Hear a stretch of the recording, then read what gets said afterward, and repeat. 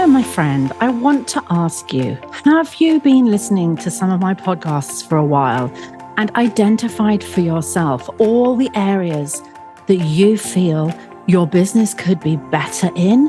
Maybe you just are so busy you haven't yet mastered the working as much as you like bit.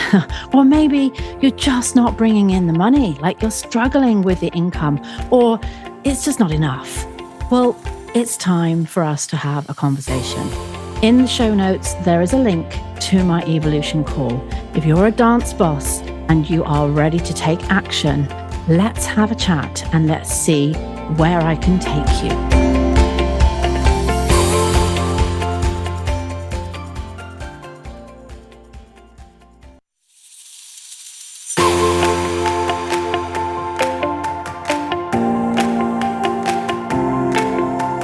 Hello and welcome, lovelies, to the Ultimate Dance Business Podcast. My name is Deborah Laws, the dance business expert.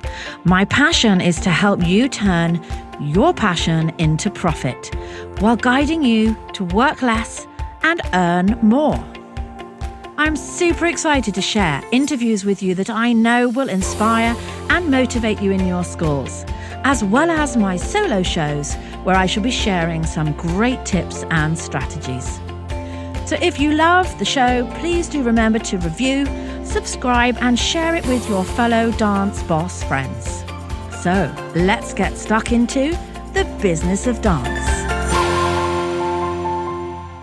Hello, everyone. So pleased that you have joined me for another one of my solo shows. Now, today we are going to talk about that very tricky period where we are in show or concert or recital, whatever you call it around the world. We're in show mode and we kind of don't really want any new students, but at the same time we do, because as the business owner, of course, we don't want to turn anyone away and we still want to grow. We still need the additional income. So what do? Do we pause enrollments? Do we continue enrollments? When do we pause enrollments? How do we deal with teachers? Let's just talk about this a little bit today. So let's assume that you have your show in, say, July of each year. And at some point, you feel like you need to stop letting new students come and trial and join your classes. When does that feel right for you? Like, when is that cutoff period? I want to see if I can challenge you a little bit and try and see if we can actually find a way where we don't really have to stop those enrollments coming in, potentially right up until the last 3 or 4 weeks before your show or recital or concert, whatever you call it. So how can we do that? Maybe you do this already and you're already all over this. But if you don't, and I know there's lots of you that don't, because I have so many people that say, I don't let new students start for a whole term. So say your show is in July, they would stop enrollments end of March, early April, because after Easter, it's the show term. And so they don't let any new students join. Now, what I want to say to you is from the end of March, right up until July.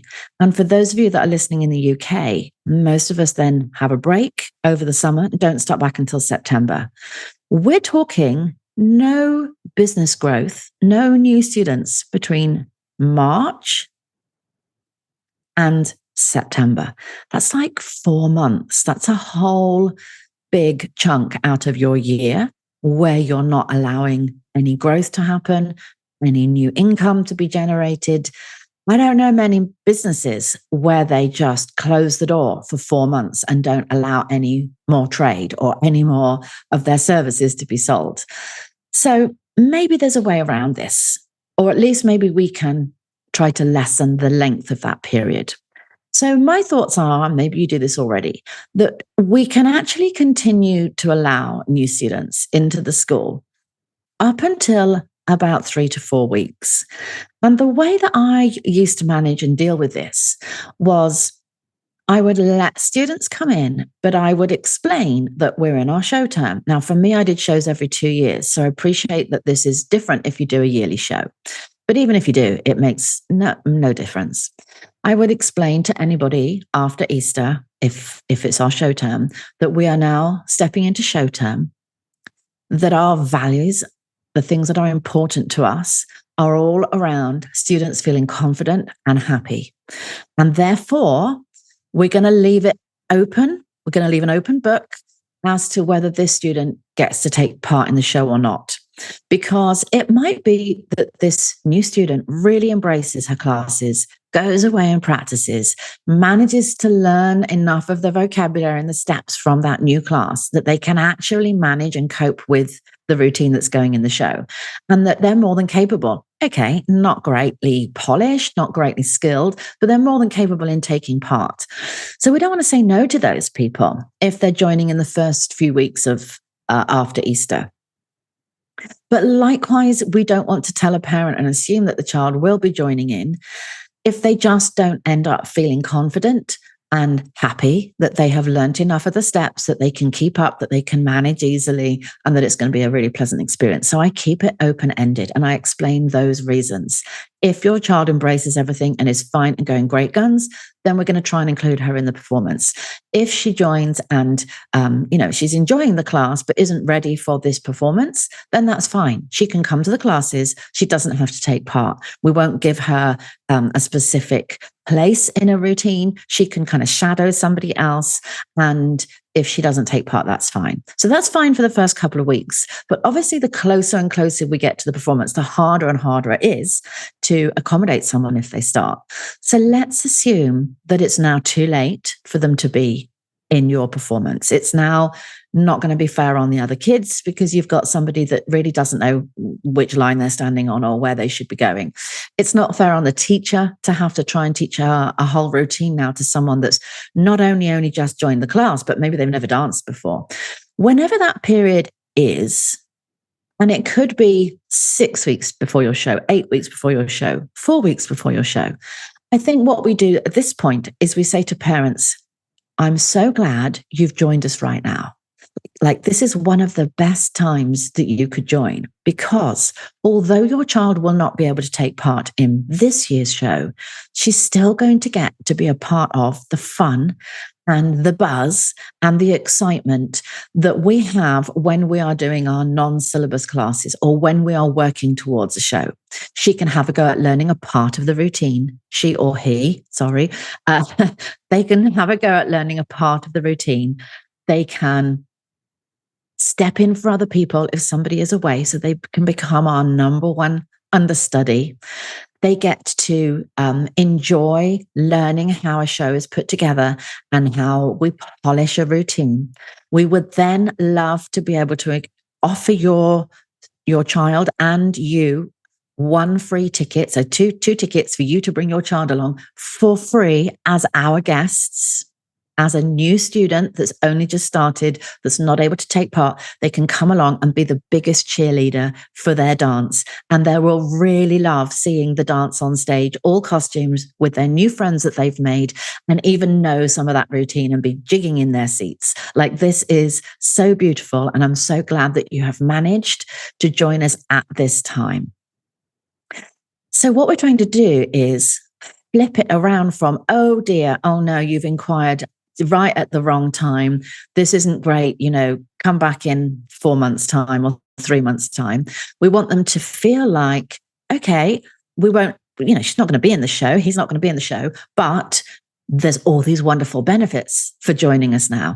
And then maybe if that child has learned a few steps or a little tiny chunk of the dance, you can get that parent to come in, 1 or 2 weeks before the actual performance, and they can just watch them so they can see what they've been learning and how they have been taking part.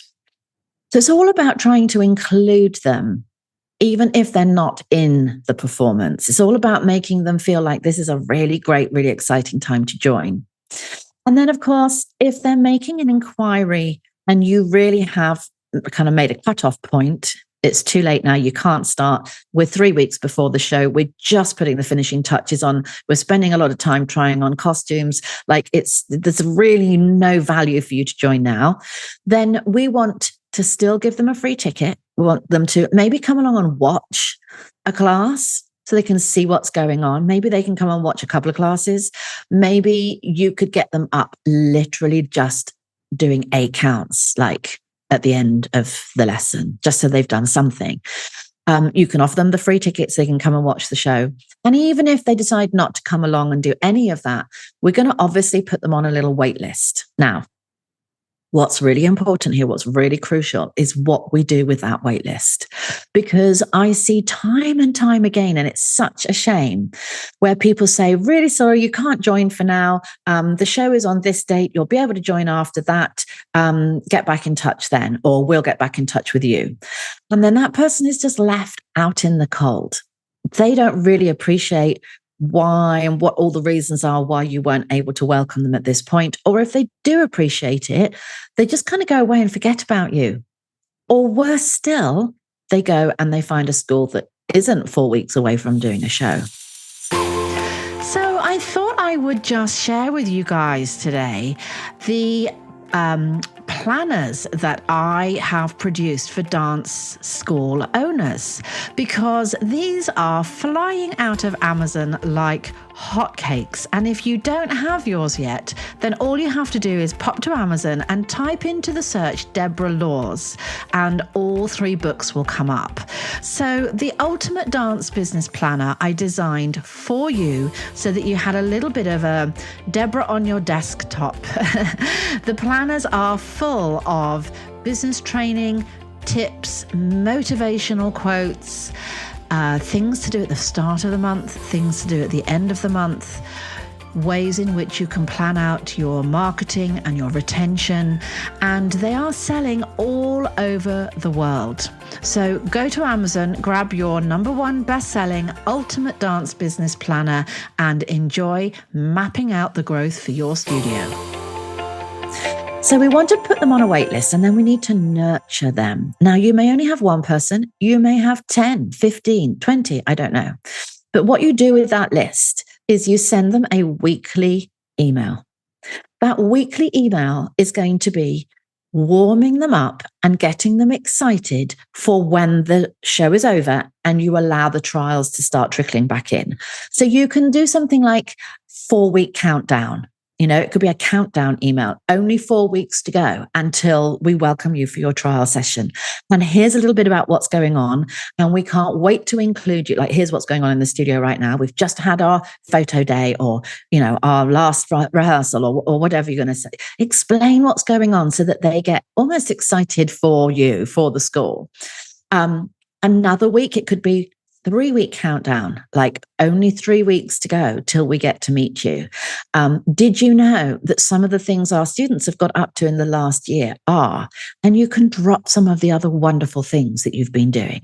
Maybe a charity raising event, maybe bring a dad dancing week. Maybe some of your seniors were competing somewhere.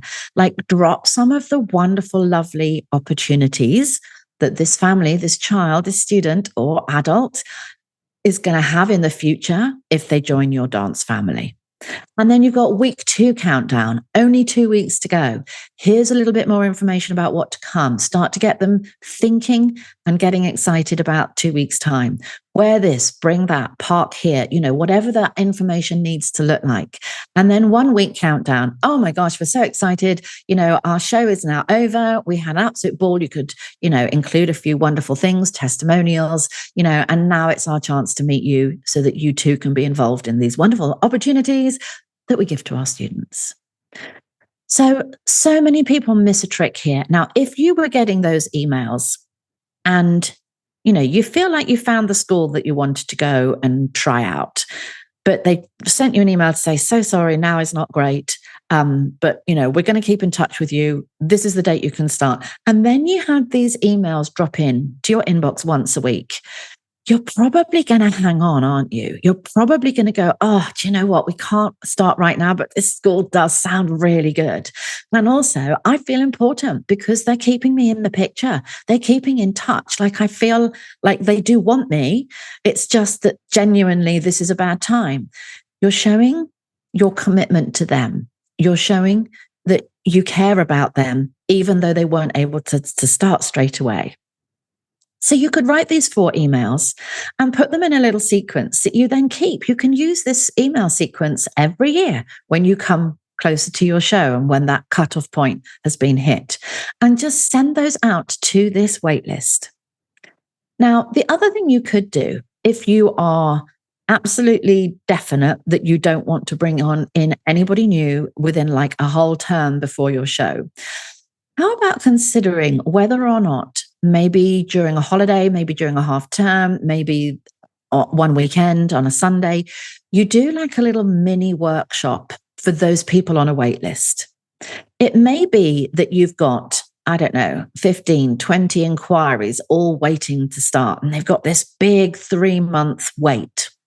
Perhaps you could kind of chunk them together in age groups. So maybe like your early years, the middle school, and your senior school, and just offer them like a little one-off workshop, maybe halfway between the period of, the wait list starting and the performance, and just say, look, we're really sorry. We know we're not going to see you for a little while, but what we would like to do is just give you a little teaser, a little taster of what's to come for you. So we're going to invite you to a very special workshop, free of charge. Like I would do it potentially for free, and just say we're going to do a little bit of everything. We're going to do a bit of jazz, a bit of acro, a bit of ballet, like whatever your genres are, the main 4 subjects that you have in your school.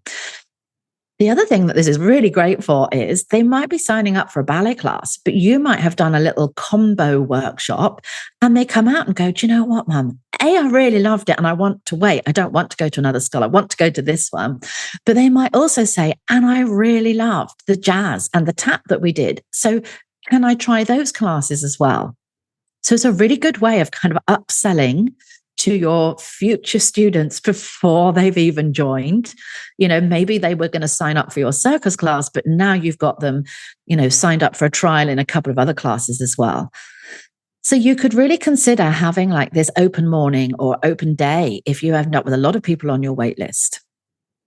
So I think the reason that I am talking about this with you today is because I see so many people take their foot off the pedal when it comes to marketing around show term.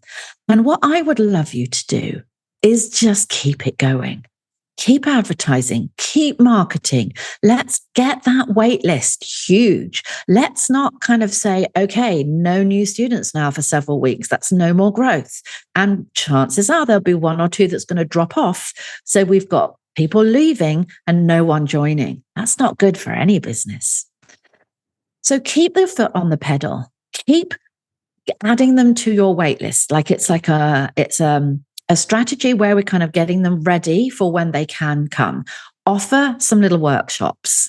Keep in touch with them via emails. Get them really pumped, really excited for this countdown towards their trial. And the other thing I would always suggest is the dates that you book for your performance. If you can, try not to ever put them right at the end of the year or at the end of a term even, where you're about to go into a holiday period. The ideal time is a period where you've then still got 3 to 4 weeks after your performance before you break up for any kind of holiday. Because then you can get them in, they can do their trial period, they can sign up for the next term, like you can really onboard them. But if you have your show right at the end of a term, not only have they had to wait for those 5, 6 weeks, whatever your cutoff period was, but they've then got to wait for that holiday time to be over as well. So we just need to become a little bit more strategic around when we book our dates. And I get it. I know that some of you, you can only have certain dates. Your theatre is only available at a certain time. But if it's possible, try and book your dates so that there's always a period of time afterwards for those trials to pour in and fall in love with you. Try and see if you can keep these students coming in till a little bit later on. And let's see if when you do have your cutoff period, we can try and keep those people warm and excited so that they don't go elsewhere. And finally, I just want to touch on teachers, because for them, it's not about growing the business and increasing the income. It's purely about the convenience of them trying to do, they want to do a really good job for you. They're choreographing the best dance they can. They're excited about show term. They don't get excited about new people coming in and messing up their routine or taking their time away from the time that they want to spend on their students. So I understand, and I've been there 100 million times. It's not the easiest thing to bring in new students in show term. But I think a little chat, a little word, a little bit of mentoring and training around just getting them to understand that you understand, you empathize with them, that it's not easy. But at the end of the day, the dance school is a business, and it's really detrimental for the school to stop having new people join, a really long way ahead of the show.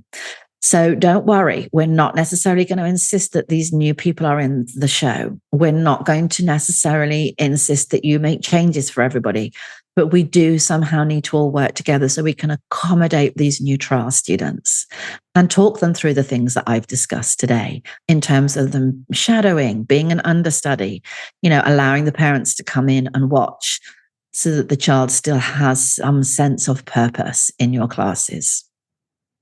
I hope that has been of help for you today.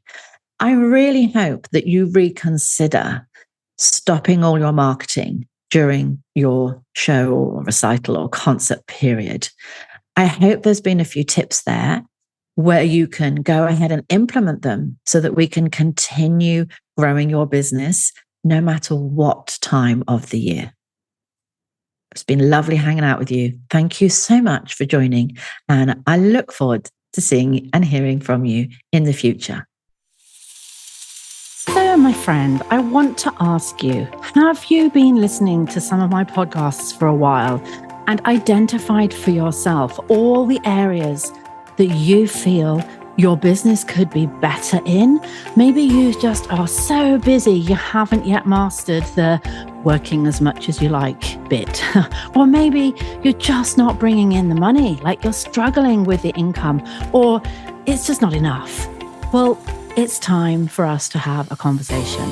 In the show notes, there is a link to my Evolution call. If you're a dance boss and you are ready to take action, let's have a chat and let's see where I can take you.